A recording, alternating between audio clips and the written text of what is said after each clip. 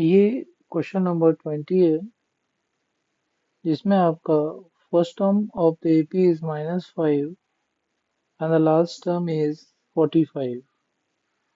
आपको दे रखा है फर्स्ट टर्म इज -5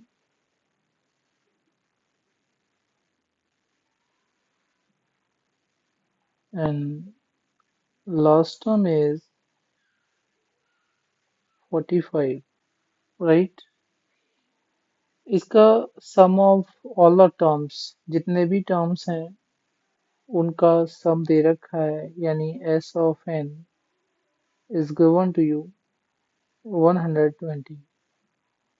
आपको फाइंड आउट करना है number of terms and common difference, यानी n की वैल्यू फाइंड आउट करनी है और common difference.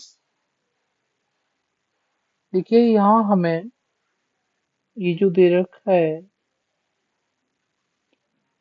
Some of n terms, last term और फर्स्ट टर्म, इसका यूज करना है और इसका यूज करके हमें n की वैल्यू फाइंड आउट करनी है। फिर आप कॉमन डिफरेंस निकाल सकते हैं। तो n की वैल्यू फाइंड आउट करने के लिए हमने करना क्या है, फॉर्मूला है हमारा s of n is equal to n by 2। जब फर्स्ट टर्म और लास्ट टर्म हमें दे रखे होते हैं तो फॉर्मूला हमारा a प्लस l पुट कर देते हैं, राइट।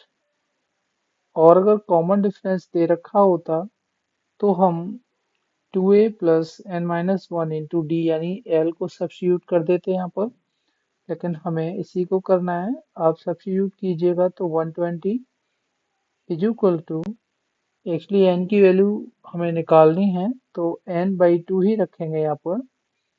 फर्स्ट टर्म इज -5 और लास्ट टर्म इज 45। तो ये आपका हो जाएगा 120 इंटू 2 को लेफ्ट साइड शिफ्ट कर लीजिएगा, राइट साइड में n और ब्रैकेट में आपका 40 हो जाएगा। ये आपका 120 इंटू 2 अपॉन 40, राइट साइड में n, तो ये आपका 40 3 जा और 3 2 जा 6, यानी टोटल नंबर ऑफ टर्म्स आपके 6 आ जाएंगे, राइट। एक पार्ट हमारा क्लियर हुआ, इसकी वैल्यू हमारी 6 आ गई। अब हम कॉमन डिफरेंस फाइंड आउट करते हैं, ठीक है।